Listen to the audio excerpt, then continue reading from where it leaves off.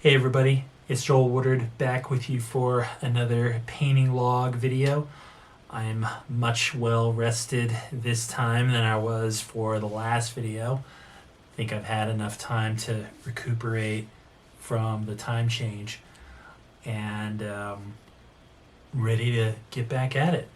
Before we get into it though, I wanted to express my gratitude to the few of you who've subscribed to my channel.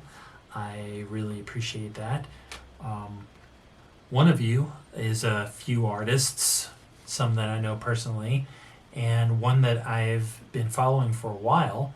His name's Chet Czar, and in honor of that, I'm wearing my Chet Czar t-shirt here. This is his artwork, and I've had this shirt since 2008, so it's a bit beat up looking. Couple paint smudges here. Sorry about that, Chet.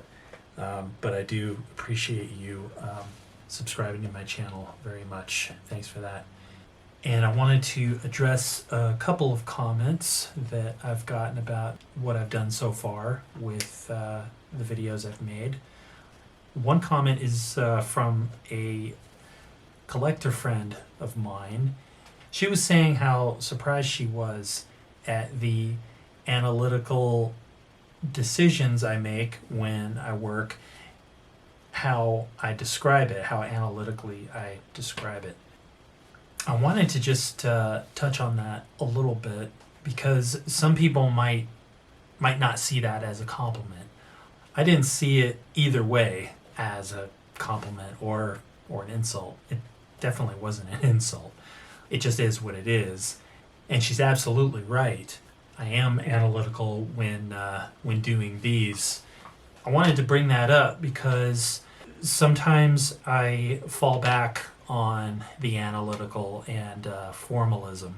And for those of you who don't know what formalism is, it's basically when you're concerned with the strict visual elements of an artwork, the composition, the shapes, the color, how all of that works in a picture plane harmoniously. That's basically formalism. And in recent years, I've been getting better at working with themes and working with narratives in my artwork, working with subject matter. And there was a time when I wasn't. There was a time when I was strictly against that. I think that's a consequence of when you're learning about art, you're learning how to paint and learning how to draw.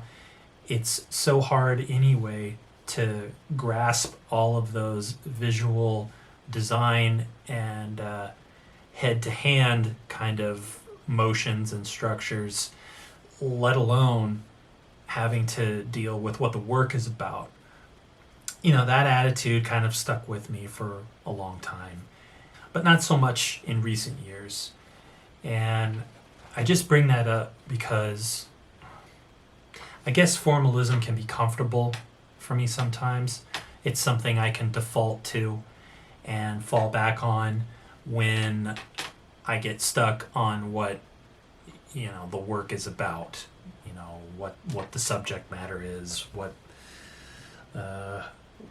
are the themes, all that kind of thing. So, and I guess I have been doing that with these, and that isn't a bad thing. It just is what it is, and I could talk more about it, but I really want to just get to work. Another comment I had with one of my videos, another artist friend of mine, Tim Schwab, who is subscribing. I thank you. And he was asking me about what inspires the shapes in these works. And they come from a lot of different sources, as you might imagine. I look at the symbol source book a lot, and what that is a book of basically every kind of symbol you can think of. Street sign symbols, industrial type symbols, just all that stuff. And what I like to do is look at that and take those apart and merge together my own kind of shapes from that. Sometimes I just do straight paintings from that. You can see these back here, and I didn't think of those as a series of work to throw out into the world. I just painted those as reference, just something for me to look at and take from to make other works. So that's why those are there. Another couple of things I've looked at that feed into this work is circuit boards. Circuits I actually look at and draw from, and that ends up into the work. Cell structures I look at, microscopic photography, all those little bits of things I'll draw from and I'll expand on and put that together with other drawings to make like a structured thumbnail. Almost always that becomes larger work like these. Another thing too I look at, and this is touching on the thematic of the work, is Egyptian art I look at.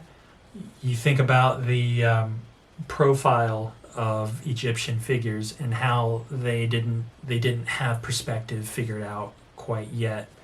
That feeds into these a little bit because I do think of them as beings, I guess, figures, for lack of a better word, and that kind of profile type viewing method is something that feeds into this work as well. A little bit of the thematic is that I'm fascinated with the idea of the future primitive. I'm fascinated about what a future primitive culture would look like, what cave paintings and ritualistic artwork could come from that, from either a culture that's spawned from humans or an alien future primitive culture. What would their ritual art look like? What would their cave paintings look like? So that's an idea that is floating around in my head. Hope that answers your question a little bit. I think I gave a little bit more than what you were asking about, so just ask me again if you want me to get more specific. So tonight with this, I'm not gonna do too much more. There isn't that much more to do.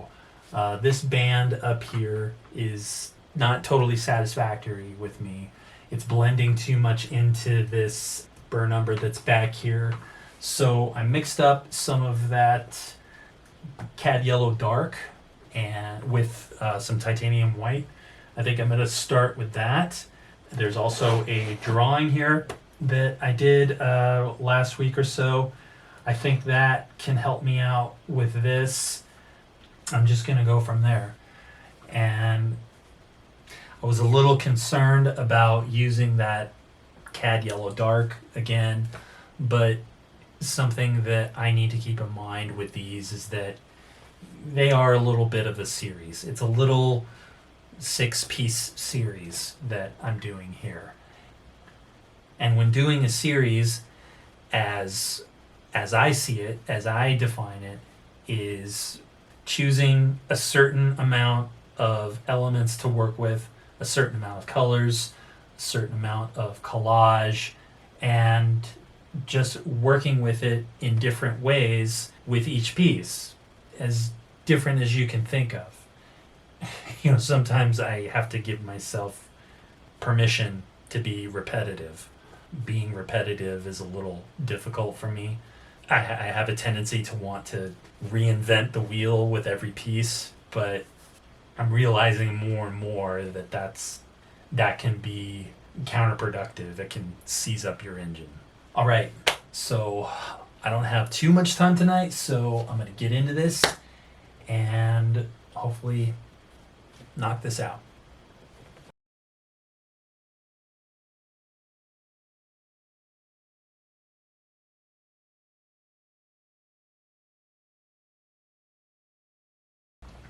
Okay, so what I've done, I've covered up the brownish band with a yellow band now.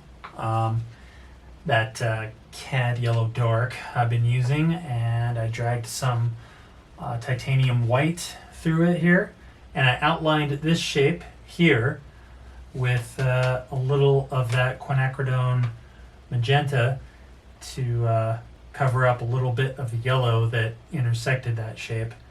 And then I added these yellow blobs here with this central one in the middle. I felt like it just needed a little bit more to unify the composition. Sometimes with these, they can be a little too separate from each other. They can look like too much of separate pieces. You know, this thing here, that thing here. And I wanted, with my work, I want it to have a cohesion to it. I think I'm okay with it. It definitely goes with the other works here and looks like it's part of the series. I think it's okay. I mean, it, you know, like the other work, I'm feeling like with this one, it's like, yeah, I can live with it. It isn't something that's blowing me away right now. It's not something that I think is amazing and great. It's part of the family, you know. So I'm all right with it. I'm okay with it. So yeah, I think that's about it for this. And at the beginning of the video, I wanted to mention some other gouache works I did over the past couple of nights. I used some red gouache, and yeah, I like these too. I keep having the notion that doing these will really loosen me up and unlock some creativity in me. I don't know if they're doing that. I'm liking these. I like the process of them. I worked on a couple of them tonight, and I'm not sure if it really helped me.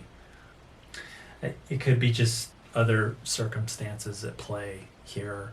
It was kind of a frustrating day at work.